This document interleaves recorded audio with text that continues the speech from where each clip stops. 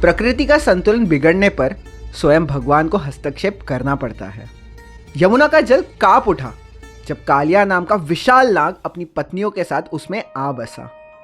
धीरे धीरे उसका विष यमुना में फैलने लगा।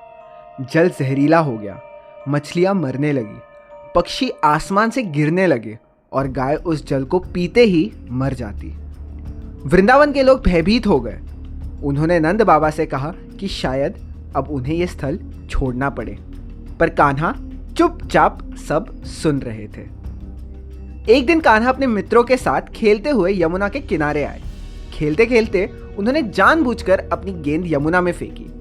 सब बच्चे डर गए, पर कान्हा बिना सोचे समझे नदी में कूद पड़े।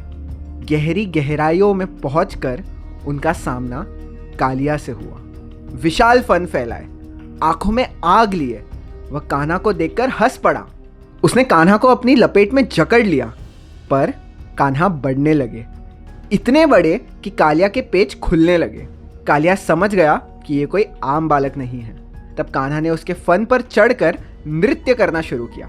ऊपर किनारे पर सब लोग सांस रोककर देख रहे थे। माँ यशोदा रो रही थी, नंद बाबा घबराए हुए थे। तभी जल में हलचल हुई और कान्हा कालिया के फन पर खड़े दिखे, बांसुरी बजाते हुए। उनके चरणों के तले दबकर कालिया कमजोर पड़ रहा था। कान्हा का नृत्य तेज होता गया, जैसे स्वयं ब्रह्मांड उस ताल पर चल रहा हो। अंत में कालिया की पत्नियों ने हाथ जोड़कर प्रार्थना की। उन्होंने कान्हा से अपनी पति को क्षमा करने को कहा।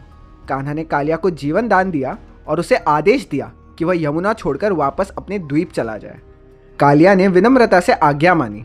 कान्हा जी ने उसे आशीर्वाद दिया कि अब गरुड़ भी उसे हानि नहीं पहुंचाएगा, क्योंकि उसके फन पर कान्हा के चरण चिन्ह हमेशा रहेंगे। जब कालिया यमुना छोड़कर गया तो नदी फिर से शुद्ध हो गई। जीवन वापस लौट आया। वृंदावन के लोगों ने सुख की सांस ली। कान्हा मुस्कुराए। उन्होंने सिर्फ एक नाग को नहीं हराया था, बल्कि प्रकृति का संतुलन भी वापस लौटा दिया था। आगे देखिए, ब्रह्मदेव का गर्व टूटेगा और कान्हा एक और अद्भुत लीला दिखाएगा।